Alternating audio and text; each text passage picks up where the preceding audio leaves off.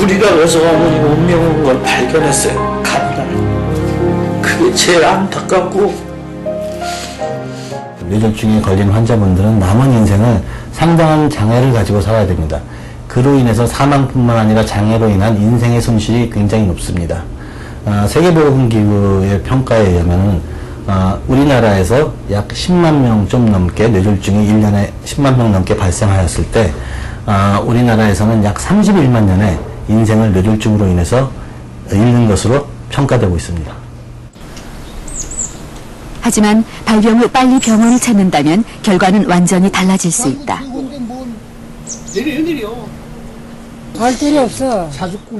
얼마 전 평생 장애를 안고 살아갈지도 모를 큰 위기를 면한 곽영덕 씨. 저번에는 현비증이 나고 일나 스님께가 앞이 안 보이고 그냥 칼팡지팡 하는 관리가 되는 거지요. 지난 8일 아침 잠자리에서 일어난 곽영덕 씨는 갑자기 심한 현기증을 느꼈다. 아이고 왜 이래? 응? 몸을 가누지 못할 정도로 어지러운 증세는 심해졌고 그는 결국 정신을 잃은 채 쓰러졌다. 처음 오셨을 당시에는 지금 마비 정도가 굉장히 심하셔서 걸을 수도 없고 오른손을 잘 못 쓰시는 상태고 의사 표현을 못 하시는 상태였습니다. 왼쪽 목 부분에 있는 혈관이 병원을 찾은 당시 곽 씨는 뇌로 가는 왼쪽 목 부분의 혈관이 막혀 왼쪽 뇌에 산소와 영양분의 공급이 끊어진 상태였다. 그런 그를 살린 건 아내의 빠른 대처였다. 제천병원에 갔더니 주일이 찌가지고는 월요일날 수술을 해니 가만히 생각해니 안 되겠더라고요. 그래서 서울 큰 병원으로 가가지고 수술을 했는데 천왕으로 수술하고서 이렇게 좋아져가지고는 시방 이렇게 잘 걸어다니고 일도 잘하고 발빠르게 움직인 아내 덕분에 큰 불행을 막은 곽영덕 씨. 발병 한 달이 지난 지금 그는 거의 완치된 상태다. 곽 씨 부부는 뇌졸중에 있어 시간이 가장 중요하다는 것을 값진 경험을 통해 확실히 알게 됐다. 시간을 갖다 다투는 문제는 어떻게 됐든 간에 큰 병원을 얼른 찾아. 큰 병원으로 무조건 119 불러가서 큰 병원으로 가는 그게 그래서 그 환자를 저 진찰을 받아가지고 거기에 대한 걸 갖다 수술을 받는 게. 일단은 지금 뇌졸중이 의심되는 경우에는 119를 연락해서 가능하면 그 뇌졸중 전문적으로 치료할 수 있는 병원으로 가능한 빨리 오시는 것이 가장 중요합니다. 1분 1초가 더 중요한 거기 때문에 빨리 오시면 그 다음에 이제 의료진들이 그 환자분에 맞게 치료를 시작하게 될 겁니다. 환자의 빠른 내원만큼 중요한 것은 병원의 치료 시스템이다. 독일을 비롯한 유럽은 오래전부터 뇌졸중 집중 치료실을 개설해 운영하고 있다. 뇌졸중은 발병 후 일주일 안에 이루어지는 치료가 가장 중요하기 때문이다. 독일은 15년 전부터 모든 대형 병원에 뇌졸중에 대비한 특수시설을 갖추도록 규정하고 있습니다. 바덴-비텐베르크주에서는 작은 병원에서도 뇌졸중에 대비한 시설을 갖추도록 하고 있고요. 올해 56세 유르겐 비간트 씨. 그는 일주일 전 뇌졸중 증상으로 병원을 찾았다. 아침에 일어나 목욕을 하던 중 왼쪽 손과 발이 마비되어 그만 쓰러지고 만 것이다. 오른쪽 뇌혈관이 막혀있던 그는 곧바로 병원을 찾은 덕분에 혈전 용해제 치료를 받을 수 있었다. 제 아내가 바로 구급차를 불러서 몇 분 안에 병원으로 후송되었습니다. 제가 증상을 인식한 지 35분에서 40분 이내에 병원에 오게 되었습니다. 일주일째 이곳에서 치료를 받고 있는 비간트 씨. 마비됐던 왼쪽 손과 발은 이제 자유롭게 움직일 수 있다. 이렇듯 뇌졸중은 초기 대응에 따라 결과가 크게 달라질 수 있기 때문에 빠른 치료와 철저한 관리가 필요하다. 위험한 단계는 환자가 입원하고 3일에서 5일 사이입니다. 이 기간 동안 환자는 뇌졸중 집중치료실에 계속 머물며 혈압, 심장기능, 혈액 내 산소를 검사해야 합니다. 집중치료실의 과제 중 하나는 원인을 알아내서 이에 맞는 치료를 하는 것입니다. 현재 우리나라도 종합병원 내에 뇌졸중 집중치료실 설치가 늘어나고 있다. 뇌졸중 환자가 병원을 찾으면 우선적으로 치료를 받을 수 있고 이후에도 집중 관리를 받게 된다. 따라서 뇌졸중 증상이 발생하면 뇌졸중 전문 병원을 찾는 것이 무엇보다 중요하다.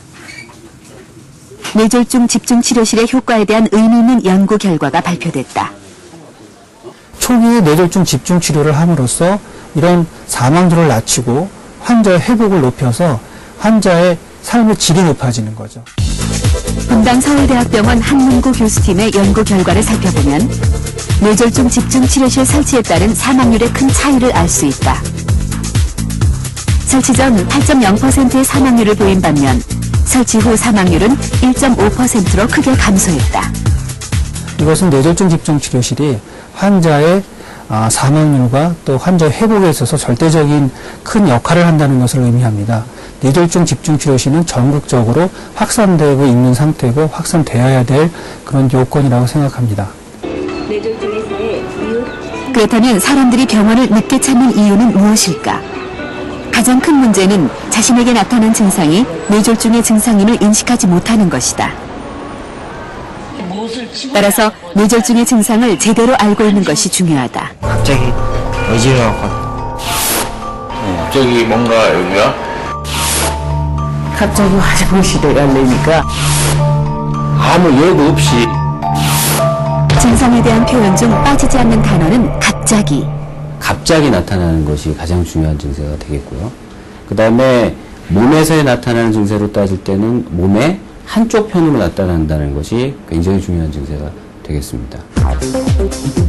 아주대 홍진환 교수팀이 뇌졸중 환자들을 대상으로 증상 표현을 분석한 결과를 살펴보면 가장 많은 표현은 갑자기였고 힘이 빠져요, 쓰러졌어요 등의 순으로 나타났다.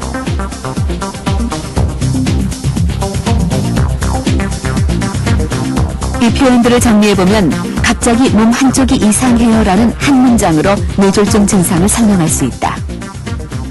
대한민국 사망률 2위. 그렇다면 몸 한쪽에 어떤 증상이 나타날까? 홍진환 교수팀이 발표한 표어 중 이웃 손발이라는 것이 있다. 이해하고 웃을 수 있나요?